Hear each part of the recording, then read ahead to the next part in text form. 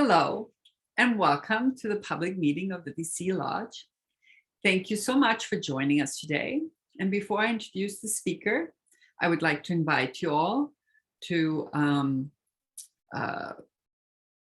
read loud the invocation by Annie Besant. Even though you're muted, if we do it together, the vibrations are stronger. O hidden life, vibrant in every atom. O hidden light, shining in every creature. O hidden love, embracing all in oneness. May all who feel themselves as one with thee know they are therefore one with every other. So thank you so much for joining us today for a talk with our Gwendolyn Reece. So she joined the National Capital Lodge in DC in 1999. She's a Wiccan high priestess of the Assembly of the Sacred Wheel and specifically serves Apollon, the Lord of Light, and Athena, goddess of wisdom.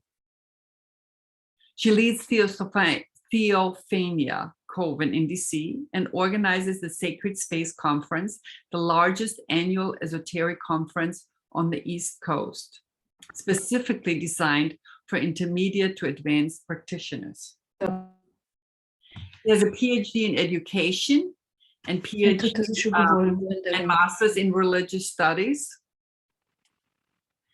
Gwendolyn is the Associate University Librarian and Director of Research, Teaching and Learning at the University Library of the American University. Welcome, Gwendolyn. We are really excited to hear your talk. So feel free to share your screen. Thank you so much. It's really good to see all of you. And I'm probably going to move back and forth between sharing the screen and then being able to see you, because I'm hoping to do some of this as kind of a conversation. So again, I'm just really thankful and honored to be able to be here and talk today about Plato's Apology. So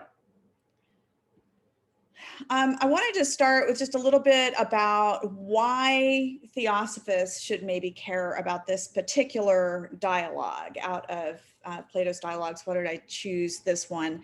So this is the dialogue in which I think that Plato makes the very clearest case about what it means to lead a life that is devoted to becoming a lover of wisdom, which of course is what the Greek philosophia means, to love wisdom.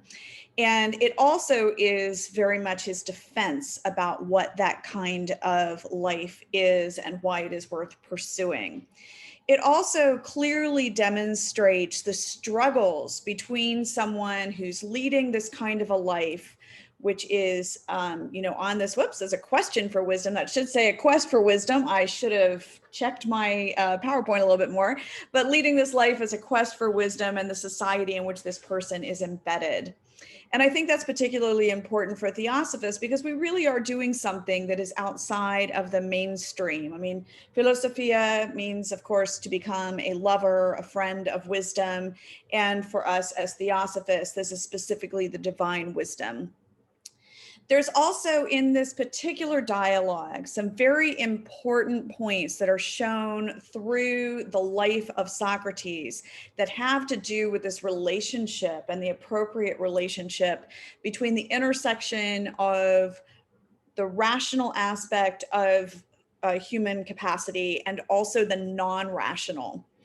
And then again, all of the Platonic dialogues and then the tradition, the idealist tradition that comes out of the academy is part of the source material that Theosophists and like Blavatsky are using. So I think it's always useful to go back into source material.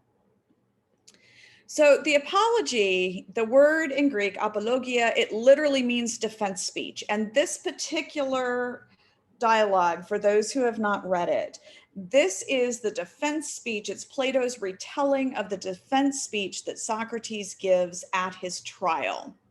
Now, for those, I'm sure you all know this, but the spoiler alert in this, since we're not reading the dialogue together, is that Socrates is in fact convicted and then he is executed. And this particular dialogue, this is his defense speech. It is the trial. It is where he has both the conviction and where he is given by his society the death penalty. And then in later dialogues, is where he goes through and has other dialogues prior to his death and then his death. So it's important for us always to remember that this is not a direct word for word kind of recording of the trial. This is Plato's retelling of the trial of Socrates and his defense speech. So Socrates is a character in Plato. However, and of course we know that Plato is a pupil of Socrates, but I do think that there's a lot in here that I think we can have as fairly reliable in terms of the record. Because at the time in which Plato is writing this, and we need to remember that a jury, an Athenian jury, would have had about 500 people. And there are plenty of people at the time in which Plato is writing this dialogue and it is being shared in Athens that would have remembered the trial of Socrates. So even if it is a dramatic retelling, it still should basically have the same content. There shouldn't be anything that is way out of alignment or that would not have read as correct to many people that would still remember it. Another thing that I think is very important is, so we have Socrates is being convicted and executed for living his life dedicated to philosophy. And then Plato, his student, within the same society that has convicted and executed his mentor, his teacher, he has founded the academy in Athens, which is continuing this very work for which Socrates was executed. And so therefore, I think another way of understanding this particular text is that this is not just the defense speech of Socrates, this is the defense speech of Plato. This is the defense speech for his continued project and the continued project of philosophy. And that's just as a reminder, because a lot of times people forget, because Plato is actually one of the things I think we overlook with Plato. Plato is actually an amazing artist. He is not just an extraordinary philosopher. He actually, and originally, apparently, he wanted to be a tragedian. He wanted to write tragedy. And he is an amazing artist. And he does, in particular, this thing where he, as the author, kind of sees, like, goes into the background. So it's really easy to forget that there is an author there with a purpose. So that's just a reminder that texts are never transparent. They're always written for particular purposes. Muted. So one of the things here that is a very famous quote that I wanted to bring up that comes from this particular dialogue is, "The unexamined life is not worth living for a human being." And that is kind of the summary in a lot of ways of the claim that is being made throughout this entire discourse. So I think we want to hold that in our minds, as this is really the argument in many ways that what Socrates is making throughout his defense speech is that the unexamined life is not worth living for a human being. So I want to go through a little bit about the trial itself, just to give you some background for this particular dialogue. So first of all, it's important for us to remember that Athens is the first democracy. And unlike what we have in the United States, which is a republic, Athens is a direct democracy. So the citizens are all, they have a very fascinating system by which offices regularly rotate, and a lot is done by lot in terms of selections. And this includes in the trials. So in the trials, juries are selected by lot. And if you were an ancient Athenian citizen looking at our criminal justice system, they would find this pretty laughable given the small size of our juries that convict people. Because in an Athenian jury, especially for this type of a trial, you would have about 500 citizens who would be serving. Very importantly, though, any citizen was able to bring a suit. And oratory at this point in time has become extremely important in Athenian democracy, because the way in which it works is that in the lawsuits, they are, anyone can bring a suit against someone else. And so part of what does happen in Athenian law is that the courts begin to be weaponized as citizens are kind of using them as proxies for various sorts of battles. And at the same time, also for the purposes of trying to convince people in the overarching assembly, the ecclesia, the ability to speak and speak well of various things that you're trying to promote becomes incredibly important.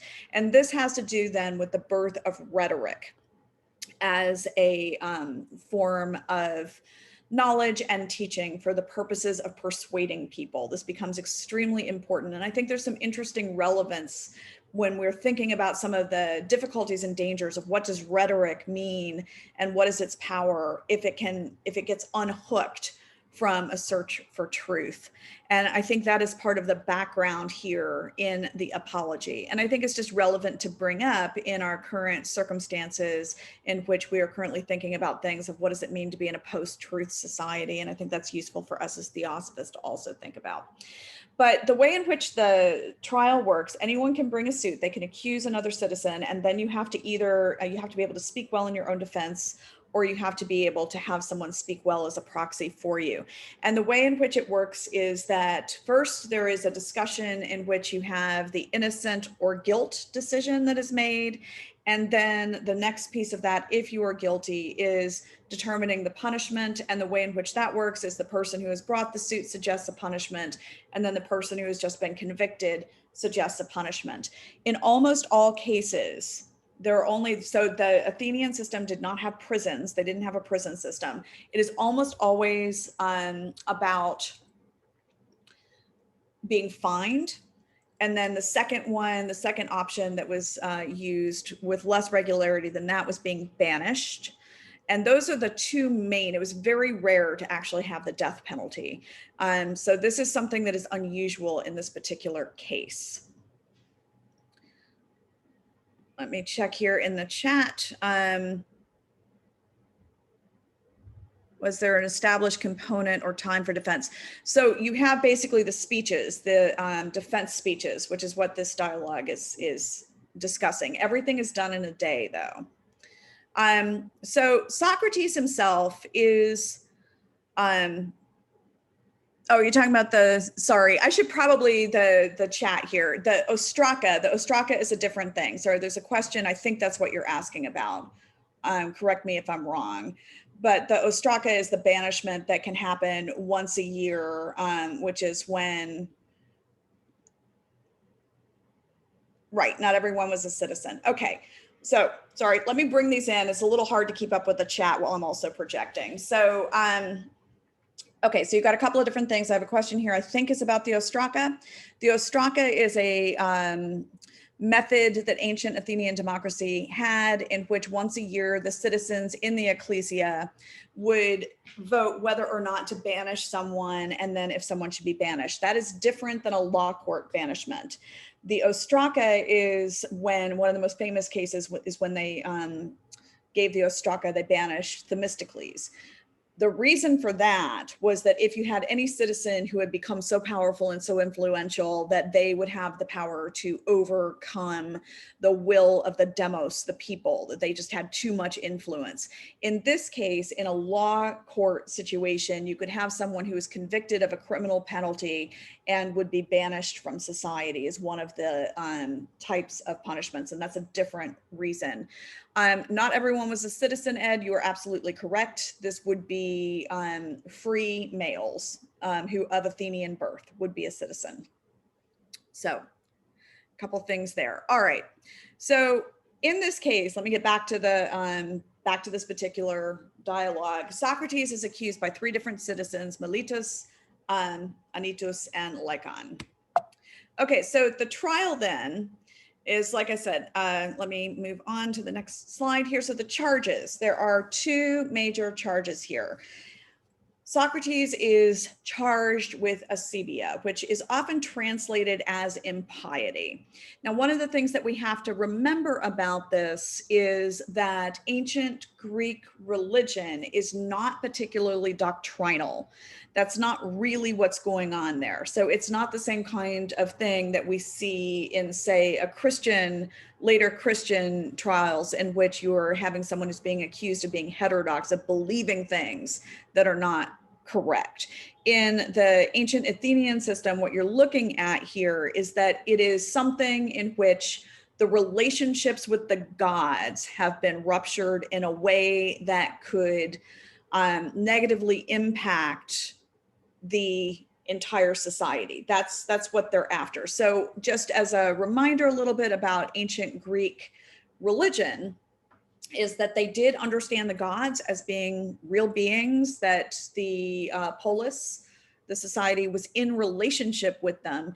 And the question is, are they in good relationship with them? And so again, this is ancient Greek culture is a reciprocity-based culture. And the difference between reciprocity cultures and cultures in which it is based on like market exchange or something is that it is a gift culture in which you give in order to express and build the strength of a relationship. It's not that something has a one-to-one value the way it is when you're saying, you know, I will give you this and then you will give me that. That is the way in which ancient Greek culture got interpreted later, but that's not actually the way in which it worked. So the sacrifices and so forth, the various rites that are given, these are all things that are establishing and strengthening appropriate relationship between the society and the gods. But there's also this idea of miasma, which is the spiritual pollution that comes from being out of right relationship. And especially in something where it is a democratic kind of society. And so therefore there's all of the citizens make up the body of the body politic, that individual citizens, if they do certain things, can create the entire society being out of right relationship with the gods as part of the belief here. So what you have then in this charge is typically the kinds of things it's used for are things like desecrating the sacred. And this can be things like desecrating sacred statues. It can be desecrating a temple, desecrating rites, things that throw the society out of right relationship with the gods. It can also be disrespect to the ancestors or to parents, who are also, those relationships have some divine sanctions around them. And in addition to that, the ancestors do have a form of ancestor reference. There's also violating certain kinds of sacred laws that again have a kind of divine sanction given to them. And in particular, one of the ones that comes up a lot in various kinds of Greek myths and Greek religion is if you violate the laws of hospitality, because hospitality are divinely sanctioned laws that govern appropriate relationships between those who do not have a blood relationship or a familiar relationship. And then there's a number of other divinely sanctioned mores. So Socrates is being charged with in some way doing something that is violating and causing harm to these sacred laws, either through desecration, or my suspicion in this, as we read on, is that it's really about the disrespect to parents, is rupturing some of the relationships between the generations. Because the other thing he is charged with very specifically is corrupting the youth of Athens, in particular, those people who are his students. So I think it's useful for us to know a little bit more about Socrates and the context. So Socrates at the time of the trial is 70 or 71, we're not entirely sure, but he had been a public figure for many, many years. And 24 years prior to the trial, Aristophanes, in his play The Clouds, that was produced at the city Dionysia, which is the big theatrical ritual festival that goes for 5 days every year, he made Socrates a character in The Clouds. And in that particular play, Socrates is definitely given a very, very negative portrayal as someone who is essentially what we would look at later, the same kinds of critiques that Socrates or Plato, through the character of Socrates, is making of the sophists. He is particularly known, however, for not taking any payment for teaching, which makes him very different than the sophists. The sophists are the teachers of rhetoric. And he also made his money, and we know this, he made his money as an artisan. It's a little unclear as to whether or not he was someone, he seems to have initially tried to be a sculptor, and then we believe that he might have been someone who was a stonemason. He was executed in 399 BCE. So a little bit about the context in which this is all happening. We have to understand this, I think, within the context of the Peloponnesian War. So the Peloponnesian War happens between the city-state of Sparta and Sparta's allies and Athens and the Athenian allies.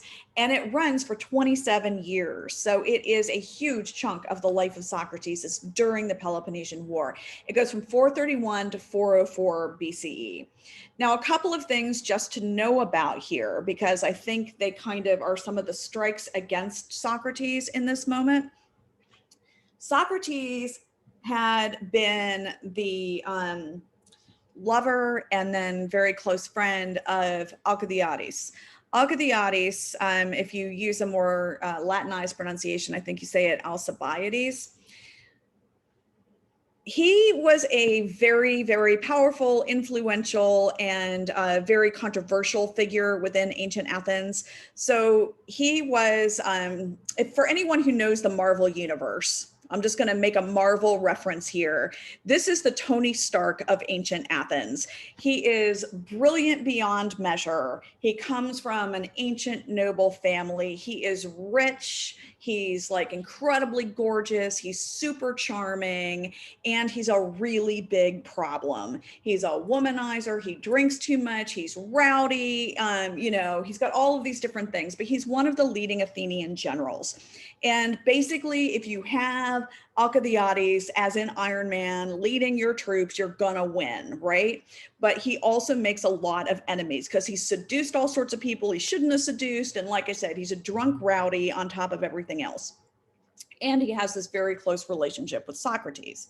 So he is at one point charged with, for those who know this story, for like desecrating the Herms, which are these statues of Hermes that are kind of protective, and knocking the phalluses off of them. Now, whether or not he actually did this is a question of some debate, or whether or not it was his enemies trying to, get him in big trouble. But the fact that it could have been him, and you could have been like, oh yeah, he is rowdy enough to go do that. He had to run, basically, because he would have been charged and probably convicted and executed.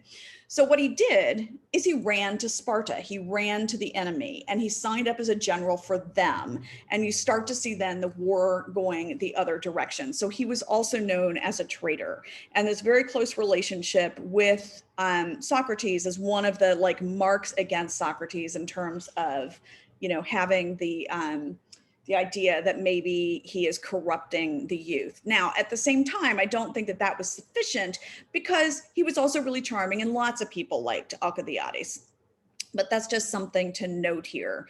So you've got, sorry, that was me trying to deal with the chat at the same time. So you've got that in the background. And then what happens ultimately in the Peloponnesian War is Athens loses. Sparta replaces democracy with the Council of 30 oligarchs, also known as the 30 tyrants. And during 8 months, only 8 months, the 30 tyrants execute a full 5% of the Athenian population before they are overthrown. If we remember that 10% of a population loss is considered basically a genocide, that we're talking about 5% of the population in a span of 8 months. There are two main ringleaders of the 30. One of them is Critias. And Critias was a student of Socrates. And I actually think this is another piece of what is there behind all of this, because you're dealing with a traumatized population who are looking for someone to blame. So again, those are two really big marks kind of against Socrates, just to have that in the background. So let me give you a quick summary. I am using here the text that is translated by Thomas West. That's one of the ones that I happen to have on hand. So basically in the first part of the Apology, he gives his first defense. And he gives a very lengthy discourse on how he's not a smooth rhetorician, trying to set himself up against the sophists. And at the same time, it's actually pretty smooth. So that's kind of an interesting moment. And then he discusses about how his friend Chaerephon had gone years ago to Delphi. And this is what he identifies. I also treat this as a conversion narrative. I would say that this is the moment of Socrates' conversion into the life of philosophy. So he has a friend, Chaerephon, who goes to Delphi without telling Socrates. And the question that he asks Apollon through the Pythia is there anyone who is wiser than Socrates? And the answer is no. And so Chaerephon comes back from Delphi and says, Apollon says that there is no one wiser than you. And Socrates takes this very seriously. First of all, he's like, that can't be right. That can't be right, but we know that the god Apollon does not lie. So what does this mean? So he thinks that he is being put on a quest to try to understand what Apollon could possibly mean by that. So he goes and he talks to all of the people who are considered wise. And in all of these different cases, as he is developing, what we later know is the kind of Socratic discourse, the dialectic, he begins to understand that all of these people who claim wisdom, that they don't actually know what they're talking about a lot of times. They are more ignorant than they realize. And then he comes to the conclusion that the reason he is wiser than them is because at least he knows that he doesn't know. But it starts him on this quest in which he is questing and trying to understand wisdom. And he is going to basically take this as his life quest, and he is going to try to understand what is real behind appearances. And the other major difference that is kind of a shift that comes about with Socrates is that we have with the pre-Socratics this idea of cosmology, where they're very interested in trying to understand the nature of the external world. And it is really with Socrates that you can start to see, okay, well, maybe trying to understand the external world has hit a bit of a wall. But what if we start looking at consciousness itself? And what if we start using exploration of our own thinking as the way to try to move us forward? That seems to be a big shift with Socrates. So we have this discussion about the fact where he's being accused of impiety, and he's saying, no, I'm not impious at all. I'm following the quest that I was given by Apollon. So there's also a dialectic with Meletus, in which you pretty well see Socrates making Meletus not look too wise, which is how he has managed to upset an awful lot of other people. So there's an exemplar of this. But I'm going to say throughout this, it really seems as though Socrates is rather martyring himself. He does things, which I'm going to read some passages later, in which he is basically claiming the search for wisdom, his quest. He is claiming it as a heroic path. The language that he uses is the language that is used in Greek tradition for heroes and for heroic quests, like Heracles, like Hercules, and that kind of language. And so what he's doing is he is reinterpreting the path of the hero away from going out into the world and facing monsters and into this kind of search for wisdom in which you are using and going inside your own capacity. And I think that is something that is very important and useful in thinking about this as theosophy. And this is the first time that this happens, at least in ancient Greek culture. But, the other thing, of course, to remember is that philosophy arises simultaneously in two places, and for the eldest, and that is in ancient Greece and then also in India, and it arises at the same time, that those are the two places in which philosophy first arises independently.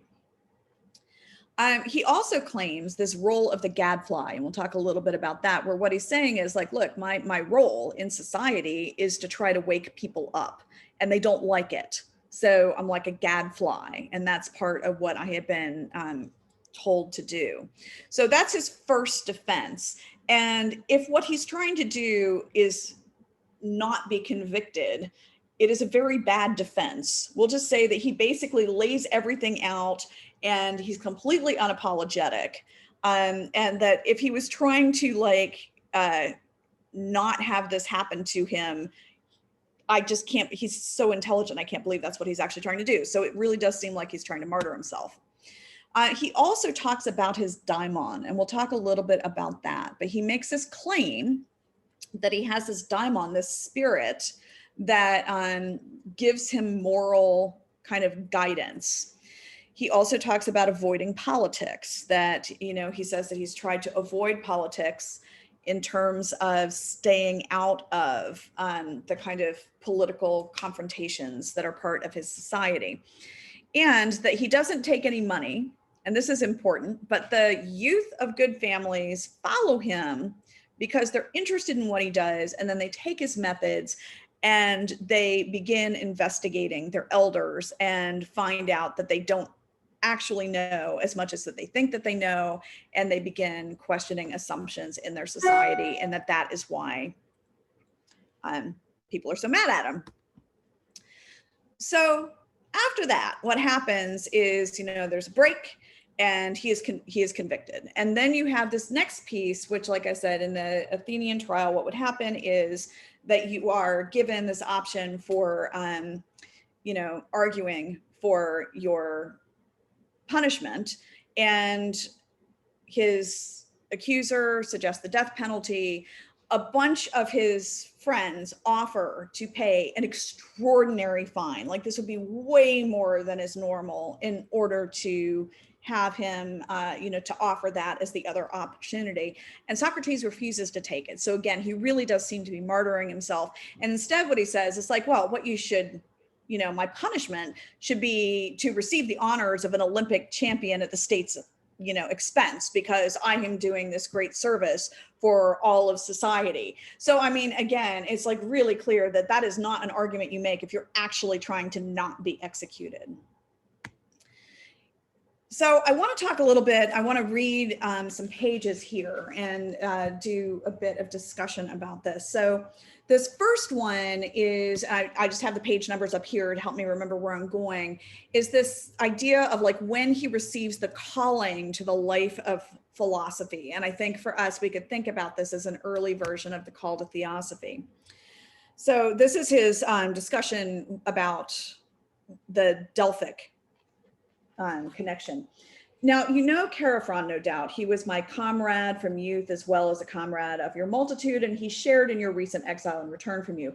You do know what sort of a man Chaerephon was and how vehement he was, even when he set out to do. And in particular, he once went to Delphi and dared to consult the oracle about this. Now, as I say, do not make disturbances, men. And he asked whether there was anyone wiser than I. The Pythia replied that no one was wiser, and concerning these things, his brother here will be a witness for you, since he himself has met his end. Now consider why I say these things. I am going to teach you where the slander against me has come from. When I heard these things, I pondered them like this: whatever is the god saying, and what riddle is he posing? For I am conscious that I am not at all wise, either much or little. So whatever is he saying when he claims that I am the wisest? Surely he is not saying something false, at least, for that is not sanctioned for him. And for a very long time, I was at a loss about what he was saying, but then very reluctantly, I turned to something like the following investigation of it. I went to one of those reputed to be wise on the ground that there, if anywhere, I would refute the divination and show the oracle, this man is wiser than I, but you declared that I was wisest. So I considered him thoroughly. I need not speak of him by name, but he was one of the politicians. And when I considered him and conversed with him, men of Athens, I was affected something like this. It seemed to me that this man seemed to be wise, both to many other human beings and most of all to himself, but that he was not. And then I tried to show him that he supposed he was wise, but he was not. So from this, I became hateful both to him and for many of those present. For my part, as I went away, I reasoned with regard to myself. I am wiser than this human being, but probably neither of us knows anything noble or good, but he supposes he knows something when he does not know. And while I, just as I do not know, do not even suppose that I do, I am likely to be a little bit more wiser in this very thing, that whatever I do not know, I do not even suppose to know. So there's another piece here. There's a couple of things that are going on. And later on, he says, in my investigation in accordance with the God, while others with more paltry reputations seem to be more fit in regard to prudence. So there's a whole piece in here. There's a couple things that I'm going to point out. One of them is in this passage and in the passage that follows. He also uses the term theoria, which is where we get, of course, the word theory. But what theoria actually means in the ancient Greek is it means a sacred journey. So it's a quest, it's a sacred journey. It's the word that is used for pilgrimage. And so he sees himself and he begins to interpret his life as being on the sacred journey that is this quest to try to understand, well, what is wisdom? And as he gets through this entire point of trying to understand the distinction between opinion and knowledge. So doxa is opinion, is the things that we believe, but we don't actually understand why we believe them, and they're not necessarily rooted in rationality. And then knowledge, which is, then something that we've gone through and we've questioned and understood why it is, and with validity, why we believe this thing. So he's making this distinction, but he's also, beginning to see this as a path and is interpreting it in hindsight as this sacred quest. He also says these other things in here. He talks about, the fact that he is set on this by Apollon, by a god. He says, I have been ordered to practice this by the god, as I affirm from my divinations and from dreams, and in every way that any divine allotment ever ordered a human being to practice at all. And I think that is an important kind of concept, and that he is, on the one hand, he is trying to develop an understanding of reason, and on the other hand, he very, very clearly has this piece here for the non-rational. And in fact, when you look at Xenophon, who was one of his other students, there's another kind of interesting story there where Xenophon goes to Socrates when Xenophon is a young man, and he's thinking about going on this military expedition and signing up for it to go into Persia. And Socrates says, well, you should, this is a really momentous decision, and you should go consult the oracle at Delphi. You should go consult Apollon about that. And he comes back, and what Xenophon did was he said, how can I be successful? And Socrates is furious with him, and he says, that's not the question you should have been asking. You should have been asking whether or not you should go, because how to be successful is basically, the story lays out more or less, that's something that can be understood by reason. But this other piece is outside the ability to tell by reason, and that's why you go ask the god. So there's this limitation to reason, and that's when you go into some of these other non-rational ways of knowing. And like I said, he's got this very strong thing there where he's got asking Apollon, but also like divination, dreams, and things like that, as an important part of this project. So I think that's kind of a useful thing for us to think about. So I'm going to read another quick passage, which has to do with, like, what is this role of the philosopher in the society? So again, he says, when he's making his claim, his defense, he says, know well then that the god orders this in terms of his work. And I suppose that until now, no greater good has arisen for you in this city than my service to the god. For I go around and do nothing but persuade you, both younger and older, not to care for bodies and money before, nor as vehemently as how your soul will be the best possible. So again, he is saying that this is part of the role for those people who are walking this path, is to try to remind and persuade people that they need to be paying attention to the well-being of the soul beyond those things in the material world. And a bit later, he says, So I, men of Athens, am now far from making a defense speech on my own behalf, as someone might suppose. I do it rather on your behalf, so that you do not do something wrong concerning the gift of the god to you by voting to condemn me. For if you kill me, you will not easily discover another of my sort, who, even if it is rather ridiculous to say, has simply been set upon the city by the god, as though upon a great and well-born horse who is rather sluggish because of his great size and needs to be awakened by some gadfly. So for those who don't know the term, gadfly is like one of those horse flies that bites. It's a very bitey fly. And he's saying like, look, you all wouldn't wake up. So I was sent here by the god to wake you up, and you don't like it, but you need it. And so that's also, again, like, if he's trying to actually get out of being executed, this is not an argument to make, but that's not what he's doing at this point.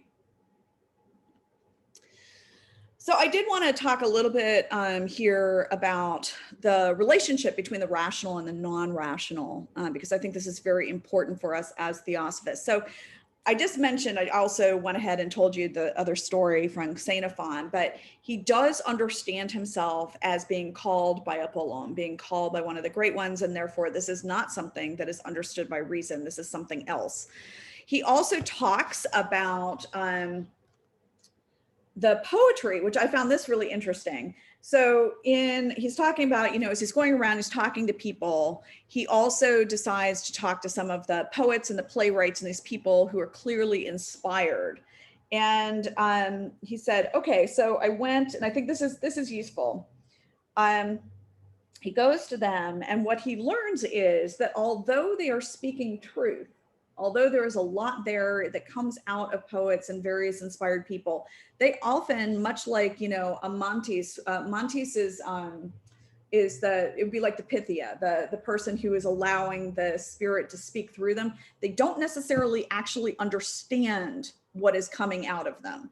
So, they have the truth maybe coming out, but when you actually ask them, what does it mean? They don't always know. And I think that is interesting because it both suggests that there are things that can flow through people, but they don't necessarily always then understand it. The other thing here is this piece about the daimon that I wanted to read, because this is something that we could look at in a couple of different ways, but I know that many Theosophists look at the daimon of Socrates as being an early documented example of someone who is in direct contact with what we would call the Buddhic element. So I want to read these particular passages because this directly comes out of this dialogue. Okay, so where'd it go? There it is. Okay. The cause of this is what you have heard me speak of many times and in many places, that something divine and daimonic comes to me, a voice, which of course is also what Miletus wrote about in the indictment, making a comedy over it. This is something which began for me in childhood. A sort of voice comes, and whenever it comes, it always turns me away from whatever I am about to do, but it never turns me forward. So this is, one of the things that he's being accused of is that he's following this voice, and that this voice is not something that they are recognizing. And I think that this idea, which is worth us kind of taking as some evidence here, if this is something that is the Buddhic nature, which I think you can make a strong case as a Theosophist that it is, that this is his higher self, that the way in which it's working is that, again, it reminds me of the voice in the silence, kind of that sort of talking, where what it does is it urges him. It's not exactly, you don't get the sense that it's necessarily happening in words, although it's a voice, but it urges him away from things. It doesn't necessarily tell him what to do, but it is that voice that comes up that says, no, like turn this way, turn away, and so that's something that I wanted to bring up. And then at 94, let me find, oh, there we go. Okay. So this is after he's been convicted, and there are, especially among his followers, wondering what the heck has he just done? Like, I mean, his defense speech didn't defend him at all. So what he says is, To me, judges, for by calling you judges, I would address you correctly. Something wondrous has happened. For my customary divination from the daimonion was always very frequent in all former time, opposing me in even quite small matters, if I were about to do something incorrectly. Now you yourselves see what has occurred to me, these very things which someone might suppose to be and are believed to be extreme evils. But the sign of the god did not oppose me when I left my house this morning, nor when I came up here to the law court, nor anywhere in the speech. When I was about to say something, although in other speeches, it has often stopped me in the middle while I was speaking. But as it is, it has nowhere opposed me, either in deed or speech, concerning this action. What then do I take to be the cause of this? I will tell you. Probably what has occurred to me has turned out to be good. And there is no way that those of us take it correctly who suppose that being dead is bad. In my view, a great proof of this has happened. For there is no way that the accustomed sign would not have opposed me unless I were about to do something good. So again, this is also telling us something about the nature of this Buddhic voice. And I would say, so this is my read, this is Gwendolyn is not an ascended master, but I think, looking back in retrospect, without the basic martyrdom of Socrates, where he is then later recognized as a divine hero of philosophy, of starting the philosophical path, we might not have had Plato, we might not have had any of the things that come from this, and that Buddhic nature would have understood that. That this great work that he was doing is ultimately good for his life purpose. Oh, I see there are chats. Sorry, let me check on this. Yeah, he is definitely sorry, not sorry. Okay, so the Greek word for soul, psyche, is what's there. Okay. There's some other questions that maybe we can get to here in a minute. I do also want to give you the quick meditation that he has on death. Let us also think in the following way, how great a hope there is that it is good, being death. Now, being dead is either of two things. For either it is like being nothing and the dead man has no perception of anything, or else, in accordance with the things that are said, it happens to be a sort of change and migration of the soul from the place here to another place. So I think, again, that's kind of an interesting thing where at this moment, he's like, well, I have not received the sign that it is bad. And these are the two things that logic say. And so it's not something that is upsetting to me. And I am therefore accepting it. So I have a few different questions here. We have a few minutes. Good, we have a few minutes. Some of the questions that I sort of had for us is thinking through, and we can talk about any of these, if any of these appeal to you to talk about. As Theosophists, what can this text tell us about wisdom and the search for it? I tried to give you enough background that you can have some sense here. What can it tell us about the distinctions between the rational and the non-rational and their appropriate roles? I have my own theory about why we think Socrates chooses death, because I think he does. And then there's also some interesting parts here as we're thinking about this for Theosophists in the clash between personal integrity, which he clearly chooses, and social norms. He so clearly comes down on the side of personal integrity. And I think we could ask a question of, when you're dealing, we are still in a society and trying to reconcile this understanding of what is our duty to our society. Is this an admirable or a blameworthy thing? And then I would have one criticism of Socrates, which is, does he undermine his message of trying to get people to lead a life of wisdom, because his methods often involve shaming people. And that's just something I think is worth us kind of thinking about. So I'm going to stop sharing and open up the floor to see if we want to have any conversation about any of that.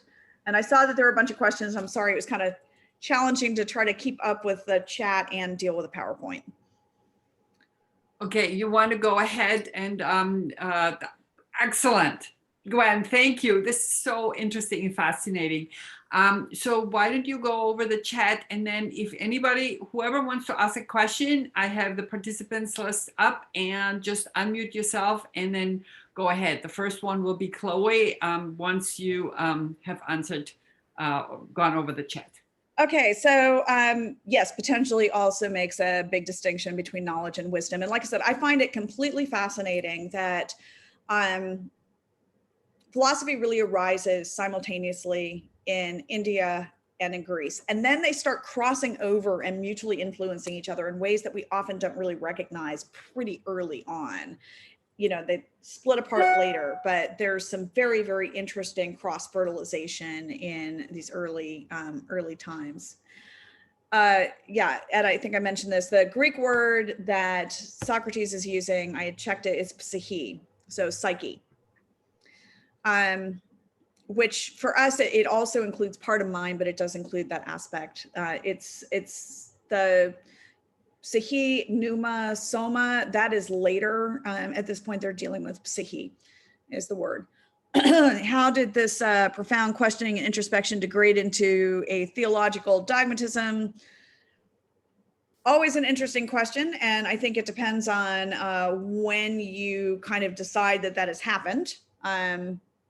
Certainly, you know, you start seeing some of this happening when you get, I think there's a distortion sometimes when you start taking Platonic theories and then applying them into monotheism. You see some of those distortions sometimes, but there, you know, you could also say that there were, I'm sure, problems. Humans are problematic sometimes. Yes, he is definitely saying sorry, not sorry. Aha. Why do I think? Thank you, Sue. So here's my my theory, and I'm gonna use, I'm trying to think, what is the name of that?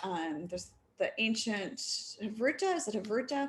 The Jewish reading practice, where like the practice here is that you have something that you want to know and you ask a question and then you provide an answer, and then the other person is supposed to provide a different answer. So if anyone has a different answer, I would love that. So my question is, why did Socrates give this kind of a defense that is really not a defense? There's no way he would have thought that it was.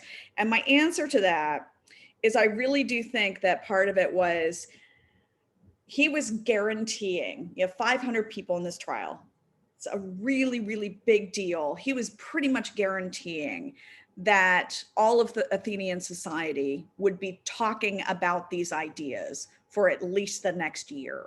I mean, it was such a huge, big thing and very, very public. I think he was trying to force a conversation. I think he was very worried about the direction in which his society was going, and he was just absolutely going to force it. I think it was intentional martyrdom. That's my theory.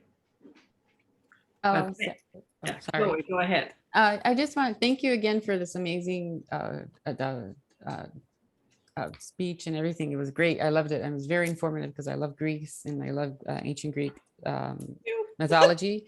But I just wanted to quickly ask you, when it came, the author of the text, you said it was Thomas West, you said?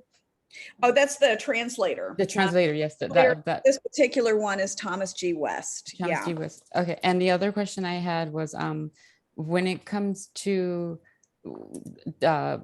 Socrates taking on this type of martyrdom, in the sense it's like almost like a hubris type of martyrdom, like, you know, how he kind of says, like you said in your presentation, that he should be awarded this Olympian type of honors. Like no martyr ever would say that, in a sense, like, you know, like that's a lot of hubris. But I was just wondering, is there did it kind of like set a precedent in a way of how almost like a savior type of figure, and what we see going on in other religions after? So I'm going to suggest that I don't think this is hubris. So I'm going to, you know, give a counterpoint on that. And part of that is, you know, and I'm going to use the Greek terms for hamartia and hubris. And so hubris is a hubris is something that involves moral outrage. It's a flaw of character that involves moral outrage. And I don't think that's the case in this instance. I think he's very intentionally, and there's, like I said, there's other passages, but I don't want to read you everything, but what he is basically saying, I think, now I do think there's a piece of this where he's almost being portrayed in like a satyr play, which is one of the kind of types of, we only have one extant, but we know something about them from descriptions. It's kind of when you talk about the sacred fool, which is an interesting thing, the sacred fool who is also the wise person, it's kind of got that element to it. But I think what he is doing is that he is putting up there and saying, look, you know, we honor Olympic athletes for their excellence, their ariti, you know, we honor this, we honor war heroes. And he himself is a decorated war hero of Athens, by the way. And that is also in there, and we know that from other things. And that is part of his argument of like, you know, it's like, no, if I am battling, basically what the subtext to me is that he's battling for the city's soul.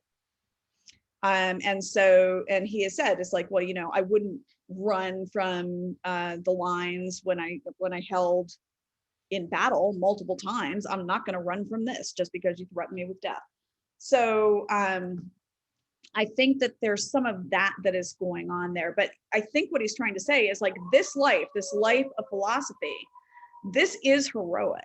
And, you know, what we're doing is heroism. So I think that he is trying to take this understanding of what we understand as divine, kind of divine paths of excellence, and saying that this is one of them, and that we should, if we care this much about, you know, perfecting the body, then we should also care this much about trying to perfect our soul and our mind. So that's kind of how I read it. Thank you. I really appreciate that. That's a very, because I always take hubris as being, there was a general term that I've always been used, and like they throw it around in a sense. Yeah, but that definitely, I agree. Thank you so much for that. Sure. I was also going to say the other thing just to know about, which is useful to know, is that the idea of humility is not the way in which it's understood later, like the way in which I was trained in it with the kind of Christianity I grew up with. That is not a virtue in ancient Greece.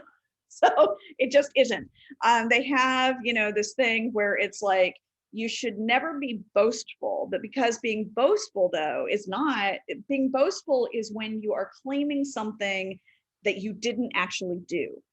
But it is completely appropriate to be like, here is this thing of excellence I have done, and I am now like talking about my greatness. I mean, that is completely appropriate in an ancient Greek cultural setting. Only if you're claiming something that you didn't do. Sorry, I'm babbling. Thank you. The next two people are Ed and then Adrian. Go ahead. So my answer to why he chose death is he was guided to by his daemon. Mm-hmm. He was following his guidance like he's done since he was a child. Over. Yeah, I would agree with that as well. I think those two actually build on each other quite well. And, you know, and it's an interesting thing. So when I talk to academics, they almost never take seriously the idea that he was really believing he was following Apollon's guidance. I'm like, why wouldn't you take that seriously, or following the daimonic? Like, everything in his life to me suggests that he took those things very seriously. So I agree with you, Ed. Okay, Adrian, and then there's a question in the chat. Gwendolyn, great, very invigorating. And you poured yourself into the apology, and you know it much better than I. And what I always thought about the question of death, and just a quick reread of this, the apology, he was very passionate about his defense. He called them liars, and I felt that he used the Socratic method to defend himself. So I think he came to the plate and he did swing. Now, he also, in the face of truth, my take on it is that he has said he is unpopular. And the people who were there also understood his unpopularity and since early childhood.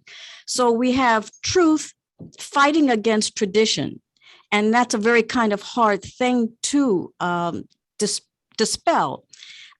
But I'll get to the death. But one thing that I was taken by is that he was not afraid of death. And I thought that as Theosophists, we who tread in areas so obscure and bleak and uncertain, he is saying also, do not be afraid.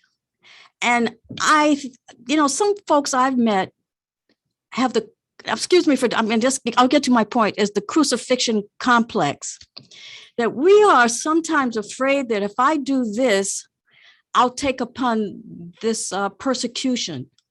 And it sometimes thwarts us from moving forward. So my quick reread is I say, oh, I've been such a coward, Socrates.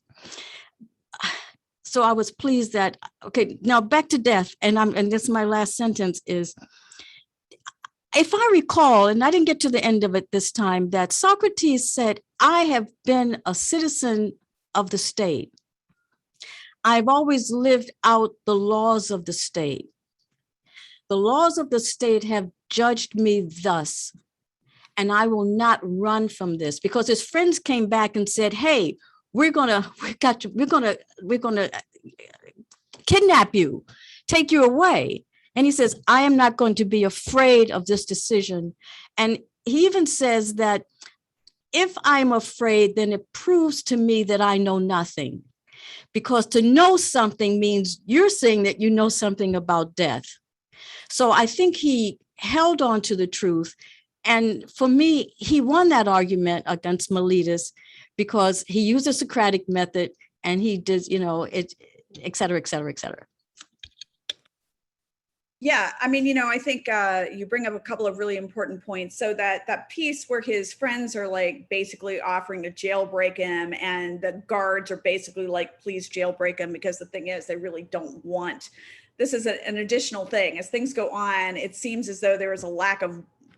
They don't really want to execute him, and it was not uncommon for people to suddenly escape. I mean, it's very, very badly guarded, but he refuses to do it. And I think that's the credo, I think. And as you point out, exactly, he has been vilified in certain Athenian, especially in Aristophanes, 24 years earlier, and he talks a lot about that. So I didn't get totally into that one. Some of the ways in which he has been kind of slandered before. So I do think your points are exactly right on, Adrienne. Like I said, I'm pretty sure it's trying to double check my memory without all of my caffeine. I think it's the credo. There's like a couple of others that come after this one where he's being offered to get away. So with the Miletus one, he absolutely does engage in dialectic, and you could say that he wins in terms of the dialectic, but in terms of convincing people not to execute him, if that was his intention, then he doesn't win. But I don't think that was really his intention. It basically, if Plato's thing is correct, we always have to remember we're reading Plato, because what he does do is demonstrate how it can be really upsetting to go up against Socrates and lose. Well, really good thank point. you. Thank you. And also, Adrienne, thanks for bringing up this Theosophists shouldn't be afraid of death. I mean, I just attended a lecture at Crotona by Pablo Senda, and he says the same thing. I mean, he almost says, as a Theosophist, you should look forward to death the way it is described. Anyhow, if you have time, Gwen, there are 2 more questions in the chat. Sure. If you could address those, please. Yeah. By Barbara and one by Brigitte. I did actually want to add on also to say, I think Adrienne's points are right on. And I was going to say that I think that the other piece of this is that I think we're being called by Socrates as his example, just generally to have courage, because he's not afraid of death, but he's also not afraid of looking bad. And he's not afraid of people, speaking ill of him, and he's not afraid of poverty, and he's not afraid of any of that. So yeah, there's a lot of, he's not afraid to question his own beliefs. He's not afraid to confront his own ignorance. There's a tremendous amount of moral courage there. Does he remind you of Jesus at that point when Pilate says, who are you? And he just stood ground. And it's not even about anything else other than the truth. Mm-hmm. So let's see here. What about martyrdom? He has such self-love that he would rather leave his legacy than, yeah, I think that's correct. This is the birth of philosophy, both in Greece and specifically in India. Please define philosophy more closely, because I understand the Asian civilization to be much older than Greeks. Actually, it's not. The Upanishads, many of the Upanishads are significantly later than this. So you may mean that a more personal expression philosophy. No, it's philosophy. There's an interesting book, which I'll have to pull it back out, that it's doing an interesting analysis of this. So philosophy, in terms of this kind of understanding of trying to create a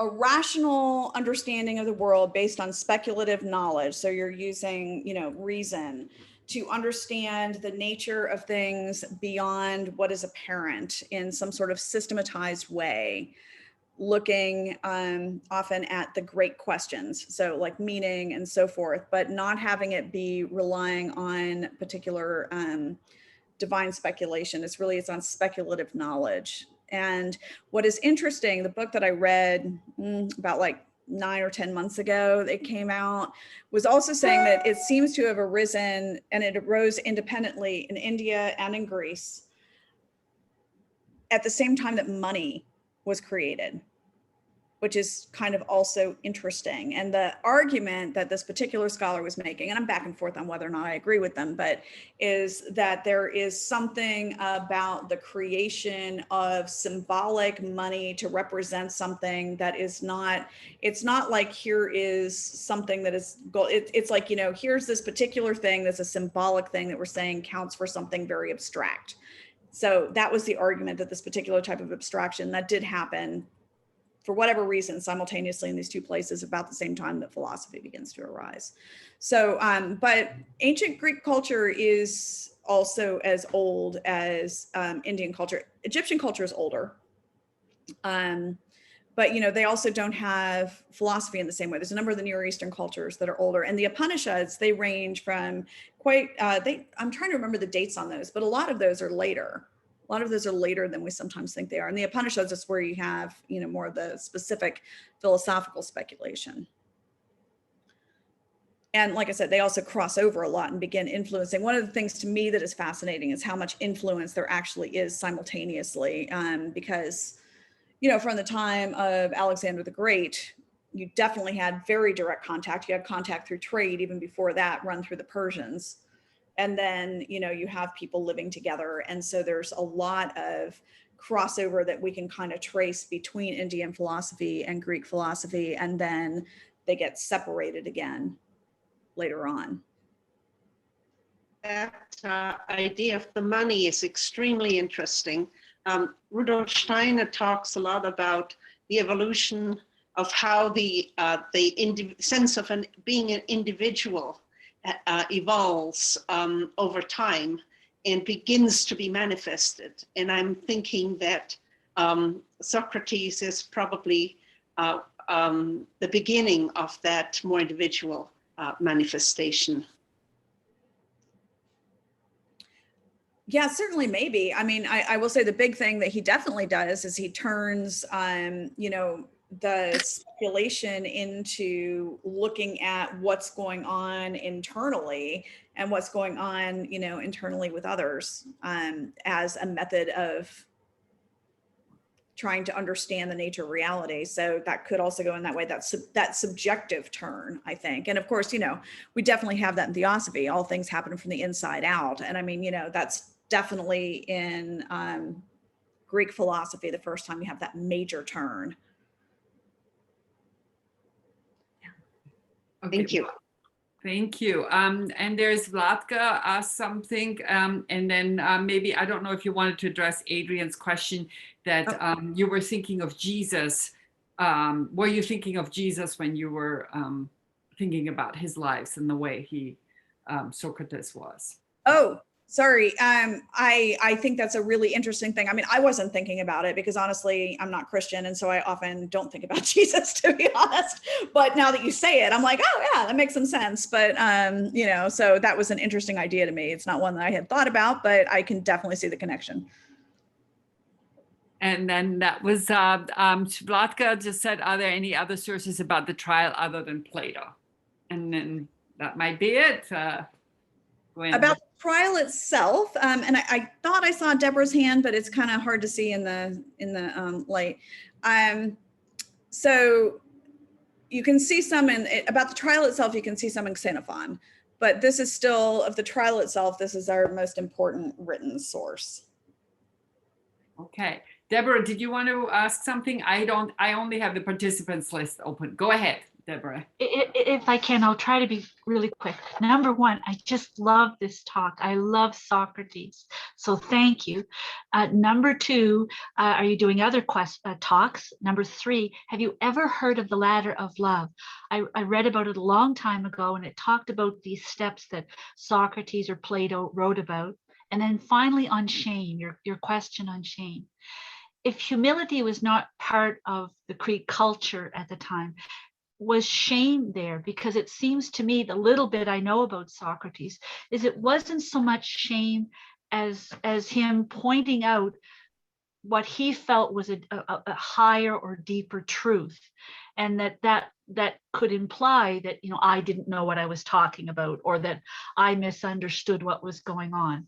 And then I guess I'm going to throw one last thing in there with regards to the question on the first question about, oh, I can't remember how it went, but anyway, bottom line, what Ed said, if he believed in a personal integrity, in that you had to look to the deepest part of yourself for that truth, it seems to me that how could he do otherwise? How could there be any other choice than for him to do at that trial what he did? He had all of his students there who were trying to do within their families what he was teaching. So I feel that he followed his own teaching, not necessarily he wanted to go in, and I'm not disagreeing with you, but be seen into the future, as much as it was who he was in the deepest part of himself. And what an amazing, amazing story we now have, or even a way to lead our lives. Over. Yeah, no, thank you. So I will try to remember all of those questions if I forget. So first of all, you know, I do think that he was acting out of his own integrity. Sometimes when I ask questions, so I also teach undergraduates. So sometimes it's like, hey, have you thought about this? And it's just trying to get like thinking moving. So, you know, I do think he had to act within his own integrity. And so let's see, what were some of the other questions? I have not heard of the ladder of love. I'm going to have to look at that. I do teach periodically, and you know, I've been very grateful to be able to teach here some, and I've taught a couple of things for the national, and then I teach pagans. So my email is occultlibrarian@gmail.com if anybody wants it. So occultlibrarian@gmail. So let's see, what were some of the other questions? Sorry, there were one about shame. Shame. Yes. Okay. So the reason I bring that one up is that I bring that one up often with my students because we are currently in the midst of a cultural moment that there's a lot of calling out, and we talk now about trying to maybe consider calling in as a different process. So, you know, just having them take a look at some of the methods in terms of a large part of what the way in which Socrates seems to have worked. And he says this pretty directly, is that he goes in and he shows people often in these group settings that they don't know what they're doing, which can invoke shame. So I'm just trying to use that as a moment to say, hey, students, what do we think about this? So I usually raise that as kind of an issue because I do think there is sometimes a danger of when we're trying to do something. Oh, the ladders in the symposium. Oh, well, I know the symposium. Yes. So I just need to go back and reread that part. Thank you. Thank you, Adrian. Can I say one more thing? Just very quickly, and because you said this is Plato at his best, he's a writer, and the Socratic dialogue is Plato's use of telling us about the forms, and the forms are universals. And when he came back and asked people, do they know the truth? All that people could tell Socrates was examples of the truth. If he asked for an example, what is love? They could only say, love is when I feed my dog because I'm treating him well. And so we see the birth from the Socratic dialogue, the birth of the universals, the birth of the forms. Absolutely. Absolutely. And yeah, and so I think my point there is just for us that I also wanted to praise him as a writer, which I often think we overlook just how the amazing artistry in Plato as an author. So yeah, but you're absolutely right. It's through the dialectic and through this method that you begin to go up through the forms. And for those of us who are doing things like reading Plotinus and so forth, I mean, it gives birth to one of the great mystical traditions that's at core, and is source. I want to say one quick thing. On the Theosophical site, Renee Weber, back I think about 20 years ago, does 2 lectures, one on Socrates and one on Plato. And I've listened to them many times. I just love them. And now I can add you to the list. Thank you. Okay, well, thank you. I'll have to go make sure I've listened to those. That's great. Thank you for the recommendations. Well, I don't see anybody else who is unmuted. And with that, I just want to thank you for a wonderful talk, for your willingness to answer all the questions, for the interesting questions at the end, and for making us think. That's it for today. And I hope you all can join us next week for a roundtable discussion with Veronica. Goodbye. Bye, everybody. Thank you so much. And I loved your questions. I have now many things to think about too. Thank you. Thank you. Loved it. Loved it. Thank you, Gwen. Bye.